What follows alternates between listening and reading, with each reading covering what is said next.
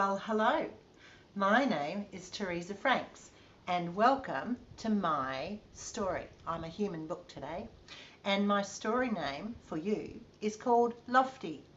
Now, the word lofty is, it was a nickname that my grandfather gave to me when I was young because I'm tall, so I'm lofty, and my dreams and hopes are lofty too.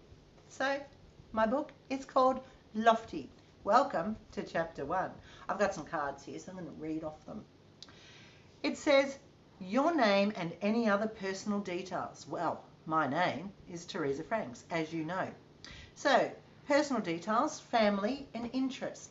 I'm originally from Gunnedah in country New South Wales, which is a little country town, down and out, I like to say. And a lot of people say I'm down and out too, but that's okay. We'll ignore them because that's not true. I was raised with a single mum, but she moved back to Gunnedah from Sydney to live with her parents. So there was always a house loaded full of people because mum was one of 10. So lots and lots of people at all times. It was quite hard for my sister because she didn't get on very well with those grandparents, but I was little with blonde hair, big brown eyes, cute dimples. It's all good for me. Still. And then my other grandparents, which were my dad's parents, they were artists and they were just the best things ever. Interests, well, I love to travel, but I'll talk more about that later. What else do? I don't play any phone games at all, ever. A little bit, maybe. All right, maybe I'm obsessed. And I draw, paint, art, play the piano, like to take long walks on the beach with the dog. And here he is. This is my grandson, Nelson. Hello, Nelson. Hello. Give everybody a wave. Oh, just, sorry. Sorry, I just showed you bits, darling. All right, you can sit there with Nonna if you like. So I'm Nonna. I know he's like, yeah, I'm bored with you. Or not. Get comfy. We'll get comfy. There we go. You can help navigate the story. So I do have a daughter as well, and she will come down soon and have a talk to you, I'm sure. Let's hope, because she's a bit cute. So a brief rundown of what I do now, or am I planning to accomplish in the future. I can't even read today. So what I do is I'm an artist. I've always been an artist, so I've been drawing and painting since I was a little kid. And now, as well as doing that, I'm also a graphic designer, qualified, and have a diploma. And I'm also an airbrush artist, so I have a lot of different mediums. So I do acrylics and drawing with pencils, markers, ink. I paint in acrylics. I've been really lucky that I've been a finalist in many Australian competitions, including the Lyndon Art Prize down in Melbourne, the Victor Harbour Art Prize in South Australia, a couple of others, can't think of any. Oh, Brisbane Art Prize as well. So I've been really lucky with my work, and those were all with airbrushed painting. So I was really proud of that because my sister only taught me to airbrush about 4 years ago. So my first art competition where I was a finalist was probably only about 3 or 4 months into it. So I was pretty impressed with myself, pretty chuffed. So, oh, I can't see Nelson. Nelson, where's my glasses? He's got nothing. Where are my glasses? Yeah, I'm going to face stupid. So I'll talk more in the upcoming bits about what I'm planning to accomplish in the future, because world domination is certainly up there. I'll talk more about how I want to do, more about how I want to do that later. More. I'll make myself laugh, I'm really sorry. Well, there's nobody else around, is there? Hello? No, they got nothing. So, that was chapter 1. And I'll bet you're enthralled already. So, chapter 2 is chapter 2, background. Family dynamics, values. Oh, I've got a hair. Oh, there it is. It was fluff. Maybe that's from old age. Who knows where that came from? Nelson, did you give me the fluff? Was that from you? Maybe not. He's innocent. Family dynamics. So, I think I've told you about my family dynamics. Did I tell you I've got a sister as well? She's an artist, so she lives up here on the Gold Coast with me. We've been up here since about 1991, and we came. Oh, it's so funny because we were living in Port Macquarie, and when I left home, I went down to Sydney, and I worked in the public service for many years, and that was a bundle of fun because, gosh, if that doesn't stimulate your creative juices, I don't know what will. So then I left Sydney after many jobs. The funnest was a video store, but that's all good. And then I moved to Port Macquarie and had my first chance to travel overseas when I went to Port Macquarie to Bali, and that was so much fun. And that, I think, ignited the bug in me, the travel bug, not the other one.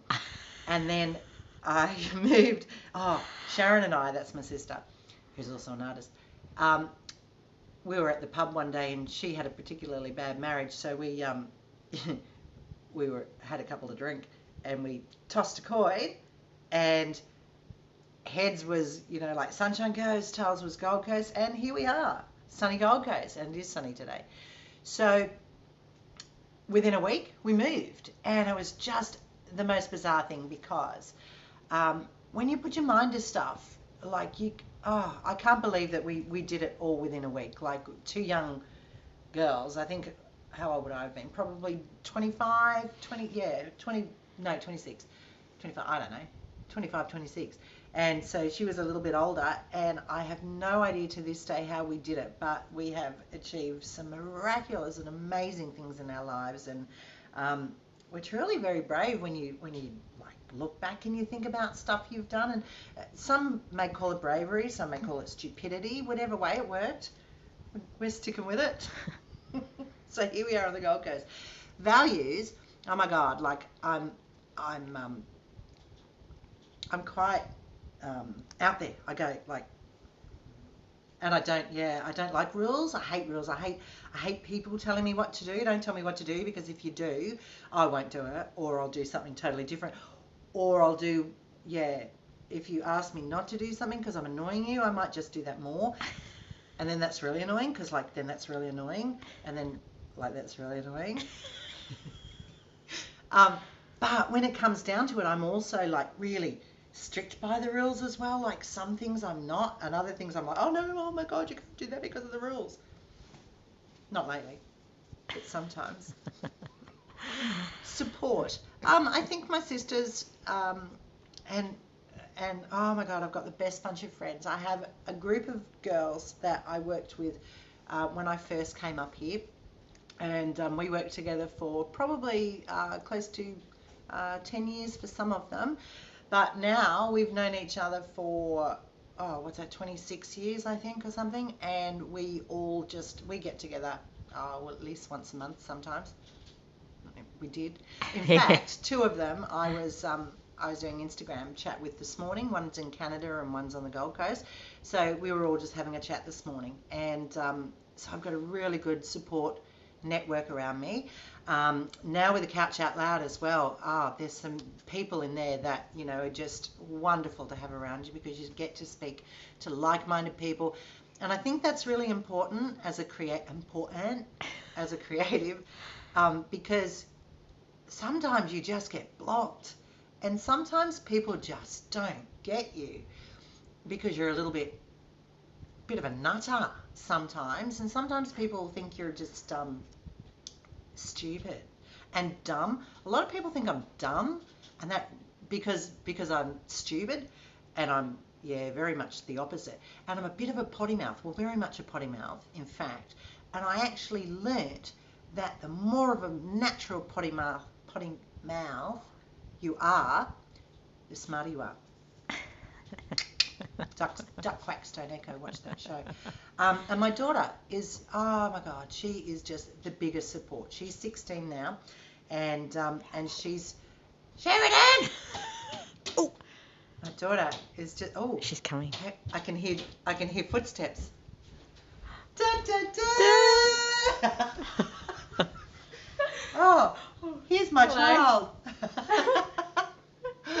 Hello, this is my mini-me. Hello. Except now she's not mini. She's more like maxi-me. Except I'm maxi-me now too. Yeah.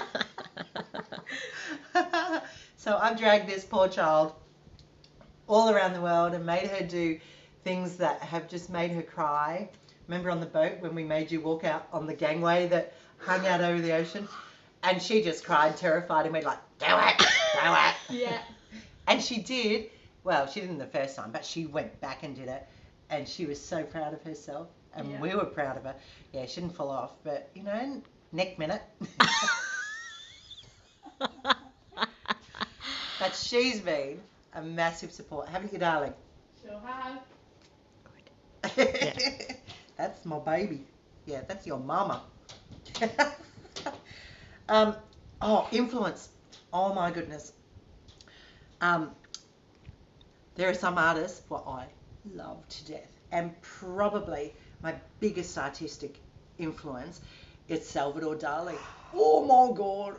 I went to see a surrealist exhibition in Brisbane not long after I came up here, and Salvador Dali, there was my favourite painting, which is The Persistence of Memory, and it was there, and I just like seriously stood there crying, because that's what I do. Whenever I have like dreams that come true and I'm overwhelmed, I'm just like, but it's not just that pretty cry, you know, like how some people on maths and stuff go, no, mine's like, you know, and the whole chins and the mouth goes, and it's brilliant. I love it. And because the best thing about it too is that my eyes stay puffy for like 2 days after it, you know, and I get like the slits and the puff, so it's like a billiard ball. So I'm a very attractive woman when it comes to crying. Probably why I never made it as an actress. Although character, you could do character, couldn't you, Nels? Anyway, so surrealism. Yes, darling, you would support me, wouldn't you? Yeah. But yeah, surrealism. I just love. I love colour, and I love weird stuff being like everywhere, and yeah, and it was really funny because people stood next to me at the exhibition, and it was when I was looking at Salvador Dali's. He has a phone, like a real old phone with a lobster as for the handset, and they were, I think it's called Pandora's box or Pandora, I can't remember. Anyway, whatever it is, it was really funny because these people are standing there going, oh goodness, and this is what he was thinking of when he did this, and oh yes, and I thought, what, were you there? Were you there? Really? It's probably just a phone with a lobster on it, because that's what I would do. Sometimes I like putting meaning to stuff, and other times, do you know what? I just like to do it, because that's how my head is. I don't like to have reasons for anything. But surrealism, big, it's up there. And that affects my choice of colour and subjects, and throwing stuff in where it probably shouldn't be. And yeah, things are a little weird sometimes there. And people go, what was going on in your mind that day? I'm like, probably nothing. Probably. Expectations? Oh, really, I have a lot of expectations of myself. Because I'm a real perfectionist too, and I think this is I think probably a lot of artists are perfectionists, and I could probably be at a painting, and I could probably go back to a painting like 10 years later and go, oh, that bit's really annoying me, and then have to fix it, and then once I start I could just paint it for years more. So you've got to just stop. You've got to go, no, that's enough, stop. So the only expectations that I have probably are on myself, and they're pretty high, yeah, but that's not good. Oh gosh, I'm only up to, chapter 2 continued. Oh, I love how I took my glasses off. I'll go back there now, and I'll sit there and I'll go, Interests or passions. And then I'll put my glasses on. I know, you've seen it before. I know. Interests or passions growing up that are integrated into your life now. Well, that'll be drawing. And fairies, duh. Like, because we used to go out into the forest. Because my grandparents on my dad's side, Nana was obsessed with fairies too. Duh. And so we used to go for field trips out into the forest, and we just walk through the forest, and Pop would take out his butterfly catching net, and he'd like catch butterflies, and he had built a whole room out the back of, a whole building, which was just a room out the back of their house, and he called it the Opera House, but it was just like a wooden box building. Oh, good job, yeah. And he just had like cabinets of butterflies that he caught all over the place, and they were just, and whilst I found it really cruel for him to kill the butterflies, oh my God, walking into that room was just the most magical thing, because they were just so beautiful, and he just put them out with such love and care. It was just, even though he killed them, but that's okay. But Nana, fairies, oh my goodness. So we used to go to the woods and hunt for fairies, and mushroom rings. So one of my paintings that you'll see on my website, which I'll give you later, has a painting of me called Waiting for the Fairies, and that was one of my Archibald entries a couple of years ago, and most of my paintings are like big, massive things, and it's called Waiting for the Fairies because I'm sitting under a couple of mushrooms, and I've got my sketch pad, and I'm just waiting for the fairies so that I can draw them. And that's, yeah, my whole life has been waiting for fairies, but I love that. So, passions, fairies. Anything fantasy. Well, not anything fantasy, but awkward. Don't listen. So they're all integrated into my life now, and my imagination, because, yeah, like we were seriously kicked out of the house, first thing in the morning. You have your breakfast, and then it's like, go out, don't be inside the house, get out, come back when it's like dinner time. We'll call you. Don't come back until then. And we're like, okay, so we had to make our own fun, like, oh my goodness. I remember we had a trellis out the back that had wine, vineyards, grapes, all the back. So we'd get the old bedspreads, and there was like a big saw, a big circular saw, and a big long bench that my pop had used to cut up wood to build the house originally. And so we weren't allowed to touch the saw though. That was damn. Could have done some damage to the cousins then, I can tell you. So we used to put the things up, and we'd have like little tent cities, and we used to have like little rooms, and we'd sneak around and have, we had a cement mixer, and I couldn't work out how I couldn't make cement in it, even though I'd turned that damn thing 100 times, and there was stones in there. I don't know what I was doing wrong, but probably best I don't make concrete in the backyard. So I guess the fact that I had to use my imagination, and I had to entertain myself, and not like kids today, well, except for my child who's now off sewing. Most kids today, if they don't have a device in their hands, they can't entertain themselves, and they can't interact with other people. And we were really lucky that we had to go and do those things, because otherwise I really wouldn't be who I was, which is, I don't know if that's good or bad. Could be either. Chapter 2, end. Chapter 3, struggles and barriers. I don't have any. Barriers, yeah. Struggles, internal struggles. I did probably last year. Oh, getting dim. Last year, I probably had more internal struggle than I've had in a very long time. And we were just having trouble. My internal speak was going a little bit, skewy, and I was being nasty to myself and calling myself names, like, you're fat, you're ugly, you're horrible, you're stupid, nothing you ever do, will work. And I think some of that actually came from like my childhood. And the fact that, you know, being very creative and being very arty, we were always told that, Sharon, my sister too, we were always told that you'll never make it as an artist and you'll never, you know, it's just dumb things. And I wanted to be an actress at one stage. Well, you know, as everybody knows, actresses don't make money. So that was, you know, discouraged. I went to one interview at a university and got knocked back because, funnily enough, there were like 10 positions and 400 applicants. So unfortunately, I missed that one.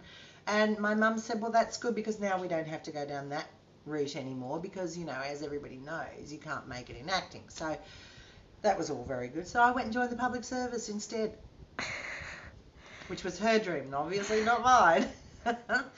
But what was so there was a struggle, and I think those internal, you know, messages that you can't make it and that's really stupid, I think some of those that came from her fears, you know, somehow started to, when I perceived myself to be, you know, failing, which I wasn't, but when I saw that I thought I was failing, those little voices came back in and they got really, really loud at one stage.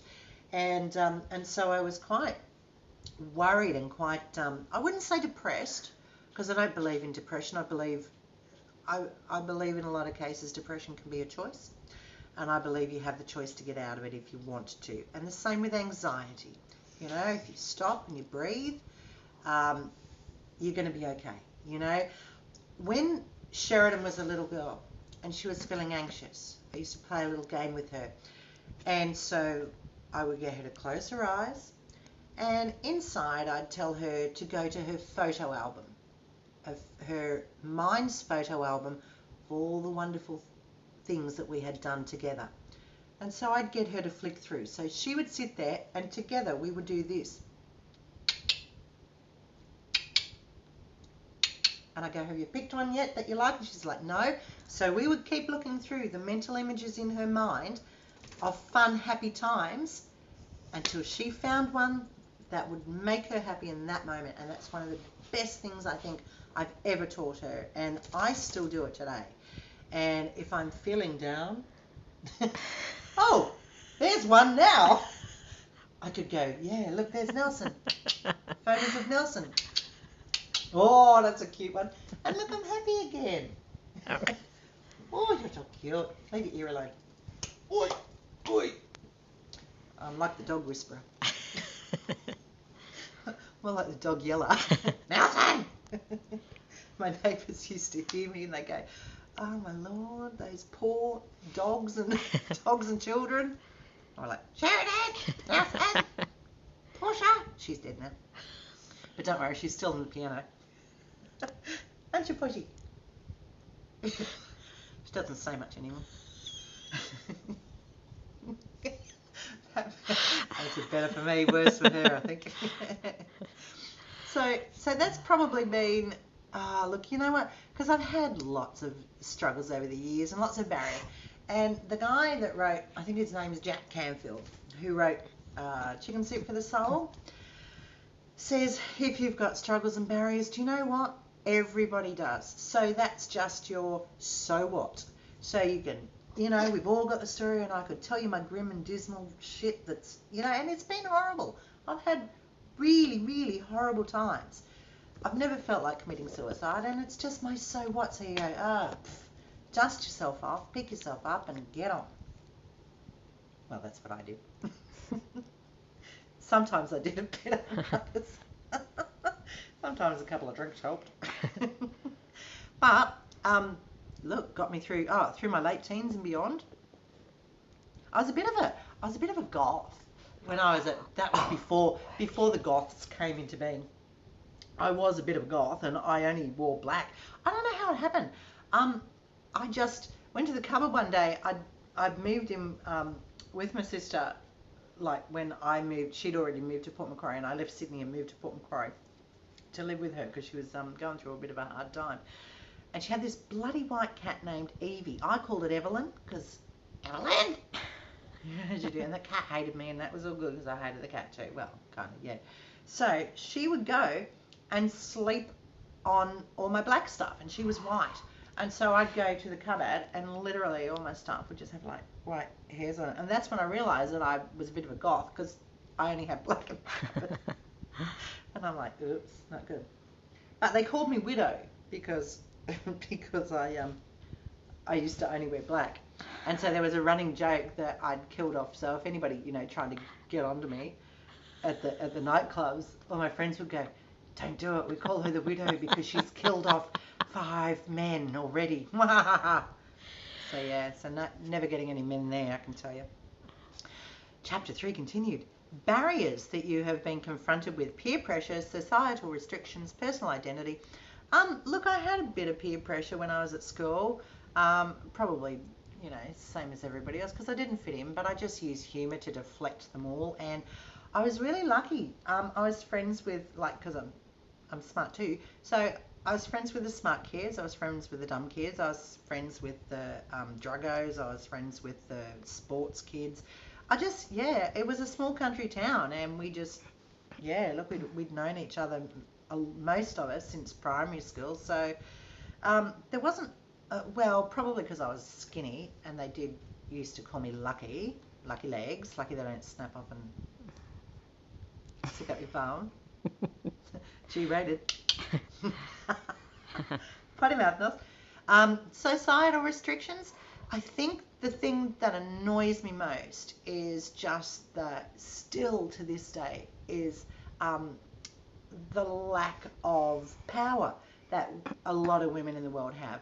And that was brought home to me when I took Sheridan to India about 2 years ago. And it was really interesting. We went with a woman named Lauren, and she was one of the first. She was an American woman, and she was a biochemical engineer, married to another biochemical engineer. And she was of an age where she was one of the first women in Australia to ever fight the maternity leave case, and she won. So maternity leave in Australia is mainly due to her fighting it, because she was not going to get any wages, and she was a highly paid woman. And so she was saying to Sheridan that there's something like 1% of women in the world are free, and the rest really don't have an awful lot of rights. And that just really brought it home to us. And we saw a lot of women in India that just were totally like blending into society. They'd have like shit over their faces because their husbands didn't want other men to look at them, and it's just they don't have a say, and they don't have a voice, and they're not allowed to be schooled, and not just there, lots of other places. But I think we're so lucky here, and I've particularly taught Sheridan to be a strong, proud woman who has a voice, and not to be nasty with it, and not to be horrible, and not to be aggressive towards men, but to stand up for yourself and to be heard in a nice way. And if you don't be heard in a nice way, then smack them. No. All right, smack them a little. No. Struggles and barriers continued. A circumstance, person, and or environment that was of significance in your life path direction that helped overcome this barrier. I think my grandfather he was my hero. He'd been a prisoner of war in Changi, and he was my hero, and he helped me overcome a lot of struggles. He was of English descent, so he'd come to Australia when he was 17 from Derbyshire, and he helped me to be strong and overcome a lot of things. And he was one of the ones that helped us to use humour to do stuff. I climbed to the top of Ayers Rock, or Uluru. No, when I climbed it, I climbed to the top of Ayers Rock because it was before it was Uluru, or after, or before. And we climbed up there, and it was just the most magnificent experience. And he played the piano and the piano accordion and the spoons and the mandolin and the comb and whatever he would get his grubby little hands on to play, knives on the countertop, he would play, and he was just the most amazing man. And his wife, my nana, she was an artist also, but she would, oh my God, she had smock dresses all the time, floral smocks. And every time I see a woman in a floral smock, I'm just like, oh my God, I love you. And she'd walk around with no shoes on, and unfortunately I'm one of those now too. I walk around with no shoes on. Most places. If I can get away with it, I won't wear shoes. I feel it grounds me sometimes. And I just need to feel the earth. But Nana, and she used to sew, and she used to collect bottles, and she'd smash up different coloured bottles, and she'd smash up the different coloured bottles, and she'd make paintings. I remember there was this one blue piece of fabric, and the top half was sewn, and it was a man and a woman dancing, and so she'd sewn the woman's face and with fabric and embroidered around the edge and the top of her dress, and then the woman's ball gown was all made out of coloured glass, and it was just the most divinely beautiful thing. And then she would get, on some of our trips out to the forest, she would get bark. So then she would come home and she would make little paintings of bark. Paintings out of bark. So there'd be like, scenes of Aboriginals in the forest with, holding their spears and that sort of thing. And she was just amazing. So I think they're probably the ones that steered me the most in my direction of art. And they're probably two of the ones that had the most significance for me. They helped me overcome so many barriers. And I quite often feel like they're with me still. Like, it's really quite odd. We have, my sister and I, we have like little signs and signals for them. And like we have a thing about numbers too. So if we see the ones, like 111, 1111, 911, 711, whatever. If we see the ones, we always know that everything's okay. And it's like our little sign that our angels are watching over us. But feathers, so white feathers in particular. And if it's really quite odd.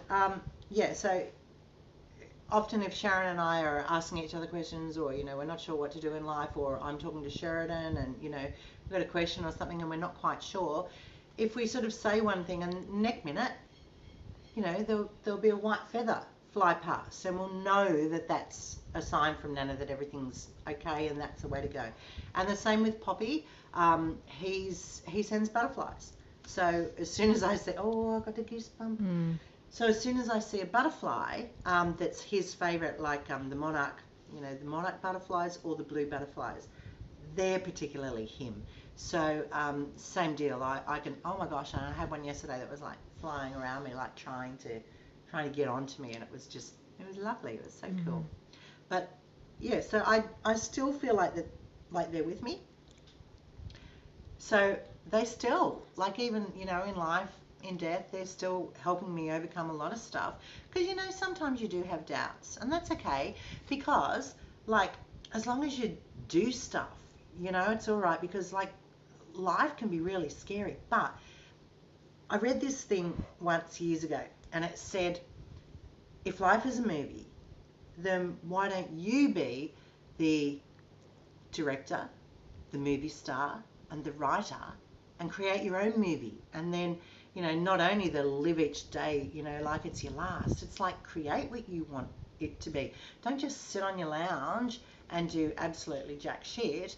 Get up and go and do stuff. And even if it's one little thing, even if it's one step, somewhere, you might randomly meet somebody that will change your life in so many ways. And just the weirdest stuff happens all the time. And if you let the universe bring you the weird stuff, it'll be okay. Life will be okay, and it should be fun, and it should be an adventure, in my opinion.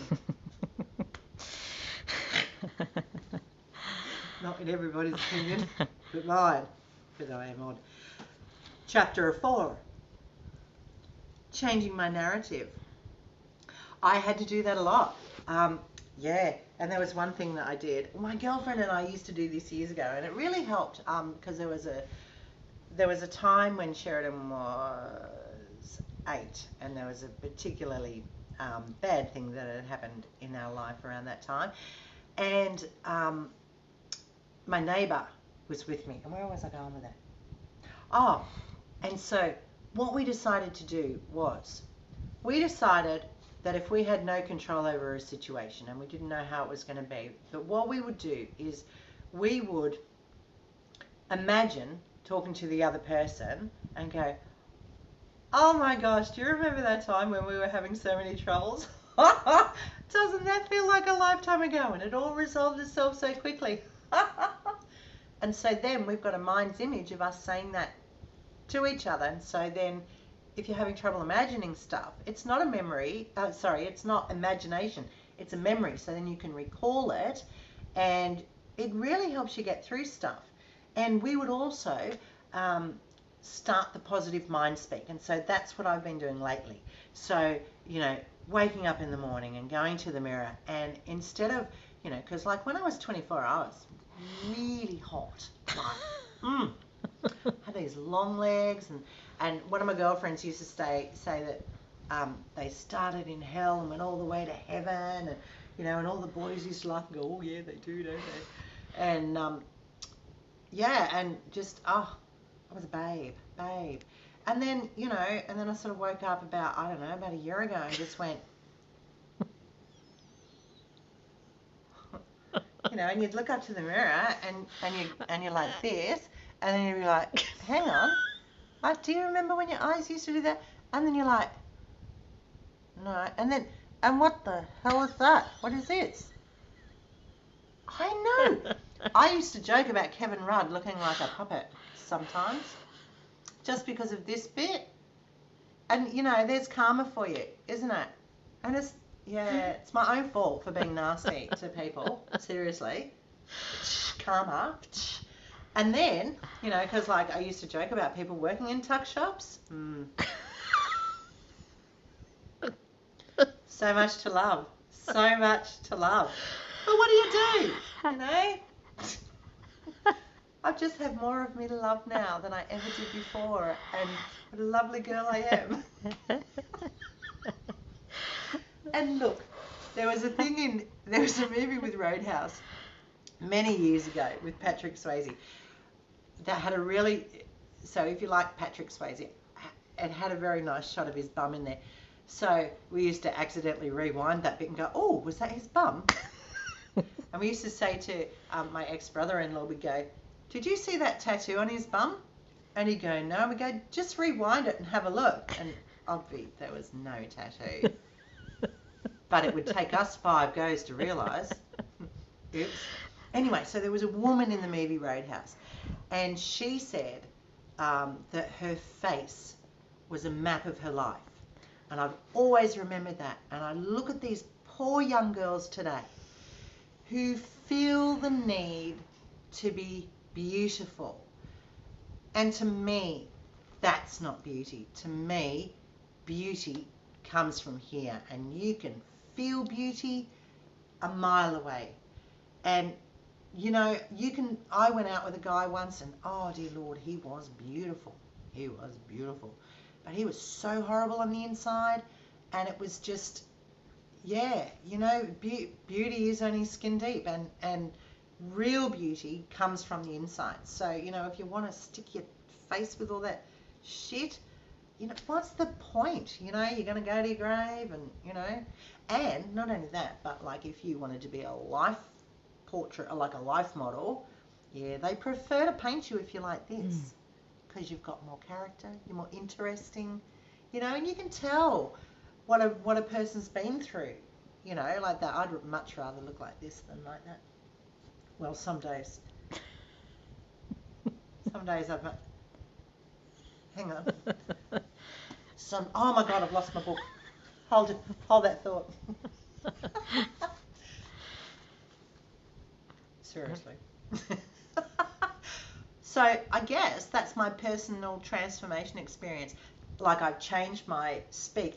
And the thing is, like, sorry about my glasses going up and down. I think that's the thing too, because I had the biggest artistic block for, a couple of months. And I couldn't because I had this negative talk going on, and, it was just, it was like Groundhog Day, you know, and every day I'd wake up and it was the same, and I couldn't feel like I could get myself out of it because this negative talk. And then because the negative talk started, shit started going down. And so the more negative talk, the more my negativity created more negativity. And so then the universe was going, you want more of this? I've got more of this. And so it would give it to me. And so then I found that once I started to be positive again, oh my gosh, so many wonderful things started to happen again, you know, and I'd contact Michelle again. You know, the most wonderful friends would come back into my life that I hadn't seen in ages, and people would talk to me about art stuff, and, you know, so somebody rang me the other day and asked me if I could do another project for them.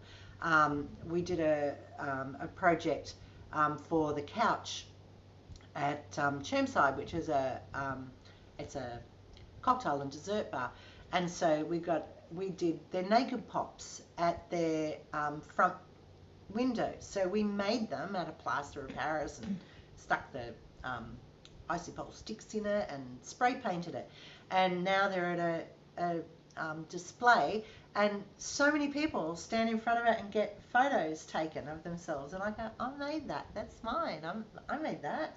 And my sister Sharon helped me, so, you know, like, it was a really good project that we did together. And so now Arif has come back to me and said, you know, can you do more? And it's wonderful because I hadn't heard from him in so long, but because I think we'd been being so positive, all these wonderful things and wonderful opportunities are now starting to come back again. So I think the more positive speak you can do, the better. Chapter 4. Changing my narrative. One of the other things that I'm hoping to achieve, or will achieve in the very near future, I've got a book, a children's book, and it's called Goggle Girl, and it's based on my child.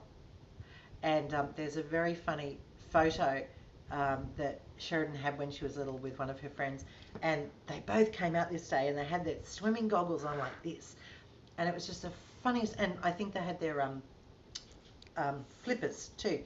So, you know, they're both standing there like this. And so I've made this character called Goggle Girl.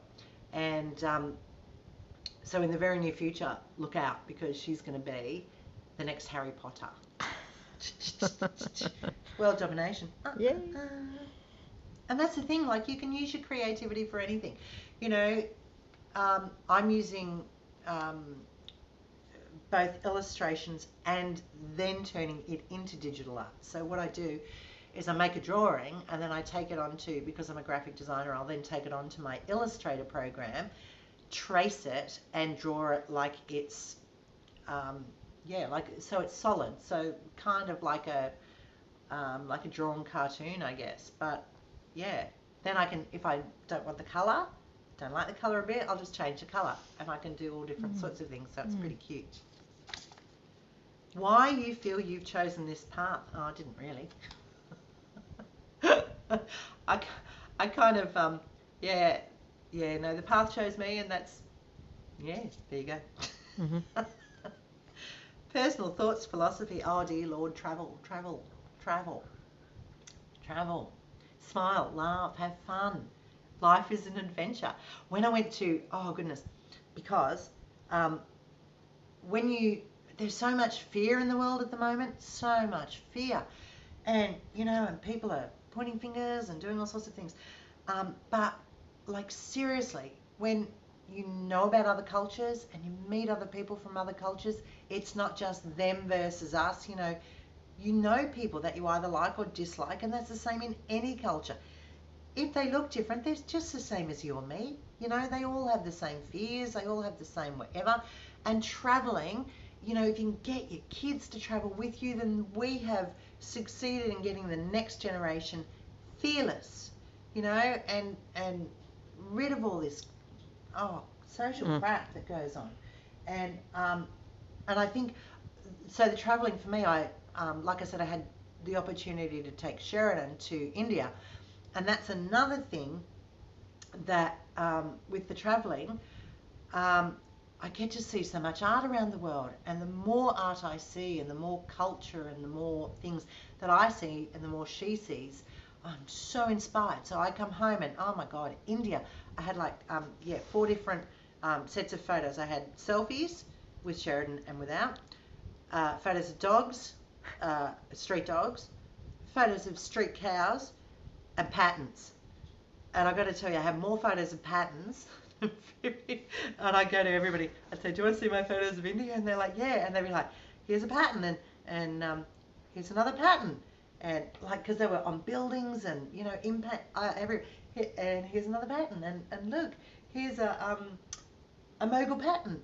And here's a Buddhist pattern. And here's a Hindu pattern. And, you know, people are bored. But now, because I've done that, I can use those patterns in my licensing.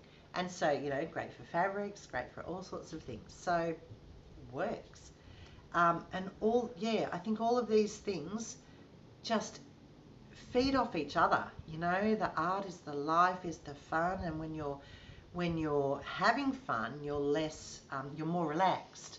And when you're more relaxed, you're more creative.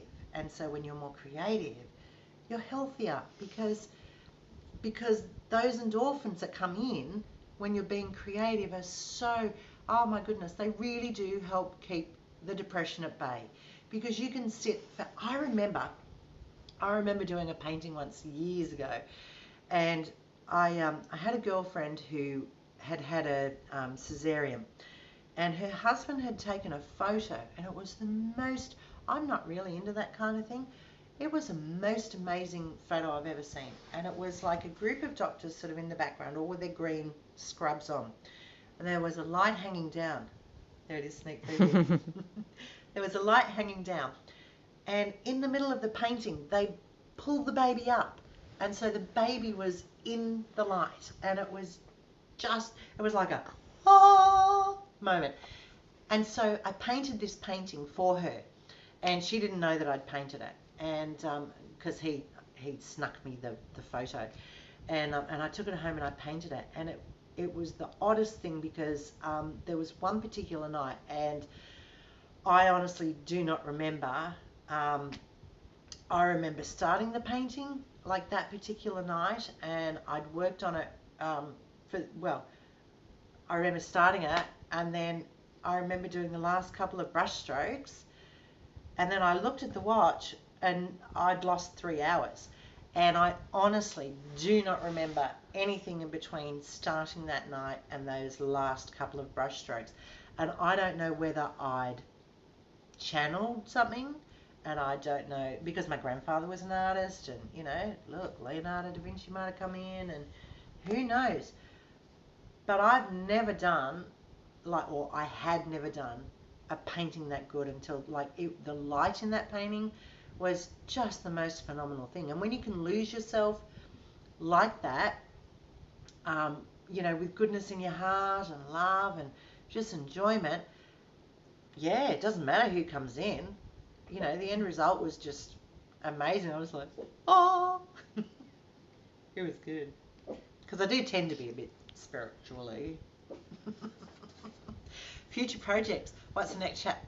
Well, chapter 5. Future projects, what your next chapter might contain. Well, that's definitely licensing.